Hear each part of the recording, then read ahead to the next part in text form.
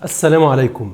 قبل ما ادخل في الموضوع عاوز اعتذر لكل الاصدقاء بسبب فترة التوقف بعد الفيديو الاخير بسبب بعض الامور الشخصية اللي شغلتني، وان شاء الله ما يحصلش انقطاعات تانية. فيديو اليوم بعنوان بريطانيا تصدم الكنيسة وتعترف بارهاب المسيحية.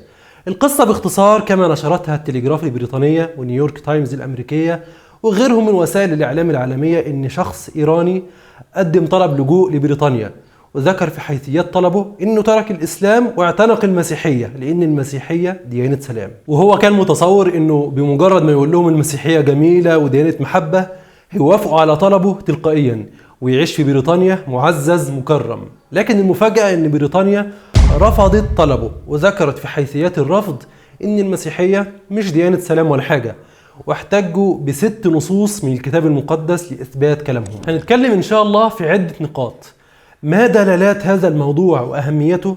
النقطة الثانية، ما هي النصوص التي ذكروها؟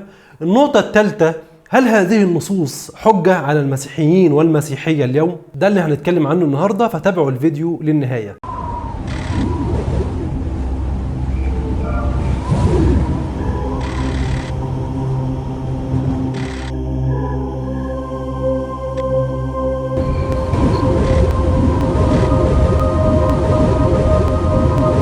ما دلالات هذا الحادث وأهميته؟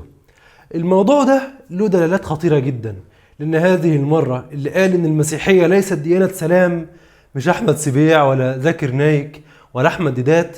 اللي قال كده مؤسسة حكومية رسمية في بريطانيا. وكما قلت مسبقا إن المسيحية اندثرت في أوروبا، واضطر القساوسة لبيع كنائسهم لقلة الزوار، حتى إن كثيرا من الكنائس اضطرت لإباحة الشذوذ لجذب الناس إليها. والميديا الغربية للنهار تستهزئ بالمسيحية ومقدساتها، فلم يبقى للمسيحية أتباع إلا قلة في بلاد العرب. أغلقت عليهم الكنيسة أبوابها فمنعتهم من العلم، فقلما تجد قسا يعرف عن مخطوطات الكتاب المقدس أو يعرف عن علم النقد النصي أو يجيد لغات الكتاب المقدس. أنا بتكلم عن الأسوسة مش الأشخاص العاديين. حتى في معرض الكتاب الأخير في القاهرة كنت أتحدث مع أحد القساوسة وقال لي بالحرف إن مخطوطات البحر الميت هي مخطوطات يونانية للعهد الجديد، وأحاول أفهمه إنها مخطوطات للعهد القديم وغالبيتها عبري مش يوناني، لكن كان مصر جدا على رأيه. وطبعا العوام حلهم أشد وأشد من الأساوسة. لكن صدقوني في زمن الإنترنت واليوتيوب والسوشيال ميديا أصبح حجب العلم صعبا بل مستحيلا، والحمد لله باستمرار أساهم أنا وغيري في توثيق إسلام مسلمين جدد في الأزهر، غالبيتهم من نصارى مصر تركوا النصرانية واعتنقوا الإسلام بعد أن فتحت لهم نافذة صغيرة للعلم الذي تمنعه عنهم الكنيسة. النقطة الثانية، تقرير رفض اللجوء ذكر 6 نصوص يثبتون من خلالها أن المسيحية ليست ديانة سلام، وهي من سفر اللاويين والخروج وإنجيل متى ورؤيا يوحنا. هكتفي بالتعليق على 3 نصوص فقط من ال6 عشان الإطالة. النص الأول هو نص سفر اللاويين إصحاح 26 الفقرة 7 والثامنة. النص يقول: وتطردون أعداءكم فيسقطون أمامكم بالسيف، يطرد 5 منكم 100 و100 منكم يطردون ربوة، ويسقط أعداؤكم أمامكم بالسيف. هذا النص جاء في سياق البشارة، فالرب يبشرهم أنهم إذا التزموا بشرائعه فإنهم سينتصرون على أعدائهم. طبعا أنا ليس لدي مشكلة في هذا الكلام، كما ليس لدي مشكلة في آيات الجهاد، لكن المشكلة عند المسيحيين الذين يعترضون على الجهاد الإسلامي ويتقبلون حروب الرب في الكتاب المقدس. فهو متقبل فكرة أن الرب يأمر بحروب في الكتاب المقدس ضد الوثنيين وغير المؤمنين عموما، ولا يتقبل نفس الفكرة حينما تكون في الإسلام، رغم أن الحروب الإسلامية أفضل بكثير من حروب الكتاب المقدس.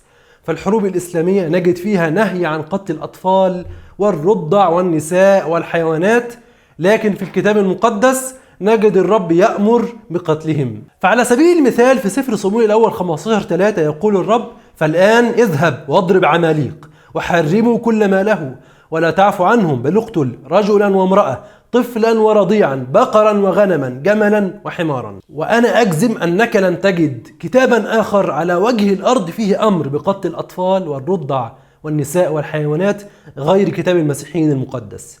هذا هو النص الأول. أما النص الثاني اللي ذكروه في حيثيات الرفض هو النص الوارد في إنجيل متى 10:34، حيث يقول يسوع: لا تظنوا أني جئت لألقي سلاما على الأرض، ما جئت لألقي سلاما بل سيفا. طبعا المسيحيون يفسرون السيف في هذا النص على أنه التفرقة، سيف التفرقة. ويؤيد هذا التفسير النص التالي مباشرة الذي يقول: فإني جئت لأفرق الإنسان ضد أبيه، والابنة ضد أمها، والكنة ضد حماتها. يعني المسيح سيكون سببا في هذه التفرقة. لهذا لو قرأنا النص الوارد في لوقا 14:26، إنجيل لوقا 14:26 يقول: إن كان أحد يأتي إلي ولا يبغض أباه وأمه وامرأته وأولاده وإخوته وأخواته حتى نفسه أيضا فلا يقدر أن يكون لي تلميذا. طبعا نص صعب جدا، وأنا متفهم أن المؤمن بالطبع يكون بريء من معتقدات غير المؤمن، حتى لو كان أب أو أم أو أخ أو أخت، وأنه لازم يحب المسيح أكثر من كل شيء. لكن مش متفهم موضوع الكره اللي بيتكلم عنه النص. يعني أنا مثلا لو والدي غير مسلم أكيد مش هكرهه، الإسلام ما بيقولش كده، لكن وفقا للإنجيل لازم كل واحد يكره أبوه وأمه وزوجته وأولاده وإخواته، يكره كل الناس. فإذا كانت المسيحية تتطلب كراهية كل غير المؤمنين حتى الآباء والأمهات والزوجات والأولاد، فكيف يمكن أن نقول إنها ديانة محبة وسلام؟ النص الثالث جاء في سفر الخروج 34:12 و13: احترز من أن تقطع عهدا مع سكان الأرض التي أنت آت إليها، لئلا يصيروا في وسطك فخا، بل تهدمون مذابحهم وتكسرون أنصابهم وتقطعون سواريهم. هذا النص ينهى عن معاهدة غير المؤمنين، ويأمر بهدم مذابحهم ومعابدهم وتكسير أصنامهم. وبالطبع المسيحيون يعترضون إن وجدوا في الإسلام منعا للممارسات الوثنية، وهذا كما نرى موجودا في كتابهم المقدس، لكنهم يكيلون دائما ب1000 مكيال. حتى إن الإمبراطور قسطنطين لما تنصر أصدر قرارا سنة 323 يمنع الوثنيين من ممارسة عباداتهم. وقبل ذلك في سنة 315 أصدر مرسوما يقضي بمنع التبشير باليهودية والدعوة إليها. ويحكي لنا المؤرخ جون لوريمر في كتابه تاريخ الكنيسة عن بعض المعارك بين المسيحيين والوثنية، وإن الوثنيين احتموا وتحصنوا بمعبد السرابيوم، وبعد إن المسيحيين اقتحموا المعبد أمر بطريرك الكنيسة الأرثوذكسية ثيوفيلوس الجنود أن يقطعوا رأس التمثال الخشبي لإله الوثنيين. نقرأ ما يقول الدكتور القس فهيم عزيز في كتابه المدخل إلى العهد الجديد صفحة 68 عن ديانة مصر وانتشار المسيحية، فيقول: كانت ديانة المصرية ديانة شعبية انتشرت بشكل خطير في الإمبراطورية الرومانية في القرن الثاني والثالث الميلاديين، وكانت أكبر منافس للمسيحية، حتى إن رينان الفيلسوف الفرنسي كان يتخيل أنه لو أصاب المسيحية عطب ما يمنعها من الانتشار لصارت ديانة مصر هي الديانة البديلة لها التي تستولي على عقول الناس. ولكن هذه الديانة وقفت بقوة القانون في أوائل القرن الرابع عندما أعلن قسطنطين أن الديانة المسيحية هي ديانة الدولة الرسمية. وكل هذه الأفعال لها جذور في الكتاب المقدس كما ذكرنا، وسنجد نصوص تنهى عن استقبال المخالفين في البيوت وتنهى عن مجرد التسليم عليهم. ففي العهد الجديد وتحديدا في رسالة يوحنا الثانية الإصحاح الأول فقرة رقم 10: إن كان أحد يأتيكم ولا يجيء بهذا التعليم فلا تقبلوه في البيت ولا تقولوا له سلام. فالمسيحية لم تتعاطف مع الوثنية ولا اليهودية، بل منعوا عبادتهم وهدموا معابدهم ومنعوا التبشير بأي دين غير المسيحية، بل ومنعوا حتى الكتابات التي رأوا أنها تقدم صورة غير صحيحة للمسيحية حسب رأيهم، يعني مثل كتابات أريوس.